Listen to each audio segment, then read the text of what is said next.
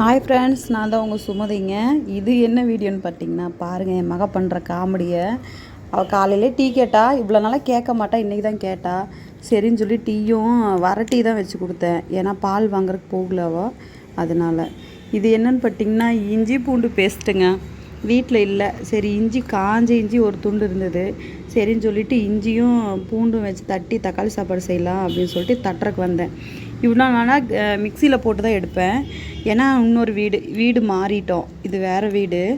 சரி அம்மிக்கல் இருந்துச்சுங்களா, எனக்கு அம்மிக்கல்லில் அரைச்சி வைக்கிறது பிடிக்கும். சரி அரைக்கலாம் அப்படின்னு சொல்லிட்டு வந்தேன். அவள் டீ குடிச்சிட்டு கம்முன்னு மொட்டை மாடியில் உட்காராமல் என்னை வந்து வீடியோ எடுத்துகிட்டு இருக்கிறா பாருங்கள். நான் அரைக்கிறது நல்லா இருக்குதாம்மா, அம்மா நீங்கள் இப்படியே டெய்லியும் அரைச்சி குழம்பு வைங்கம்மா நல்லாயிருக்கும் அப்படின்னு சொல்லிட்டு என்கிட்ட வம்பிழுத்துட்டு வந்து வீடியோ எடுத்துகிட்டு இருக்கிறா. கல் என்ன அப்படி கரையாக இருக்குதுன்னு பார்க்குறீங்களா? அது வரமாட்டேங்குதுங்க. நானும் தேய்ச்சி நார் போட்டு நல்லா தேய்ச்சி பார்த்தேன், வரமாட்டேங்குது. ஆனால் அரைச்சா அதில் இன்னும் அப்பலை, அதில் ஒன்றும் ஒட்ட மாட்டேங்குது. ஏன்னா கீழூட்டமாக வந்து டெய்லியும் அதில் சட்னி அரைச்சிட்டு தான் போகிறாங்க. ஆனால் ஒன்றும் ஆகலை, நல்லா தான் இருக்குது. சரின்னு சொல்லி அரைச்சேன். அரைச்சி நம்ம கையில் அரைச்சி தாளித்தா சூப்பராக இருக்கும். குழம்பா இருந்தாலும் தக்காளி சாப்பாடாக இருந்தாலும் எனக்கு ரொம்ப பிடிக்கும். அது ரசத்துக்கெல்லாம் இது என்னது சாரி உளறேன்ல, ஆமாம் எல்லா வீடியோவிலும் உளருவேன்.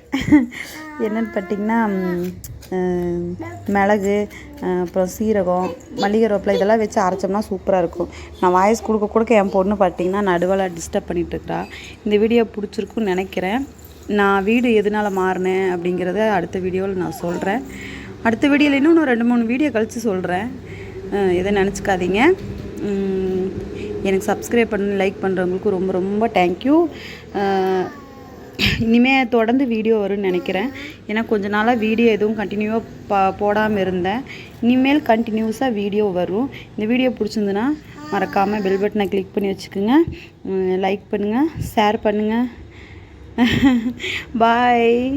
இது சரி, இது நல்லா தான் இருந்துச்சு. சரி அதனால் ஒரு வீடியோ போட்டுடலாமே அப்படின்னு சொல்லிட்டு இந்த வீடியோக்கு வாய்ஸ் கொடுத்துட்ருக்கேன்.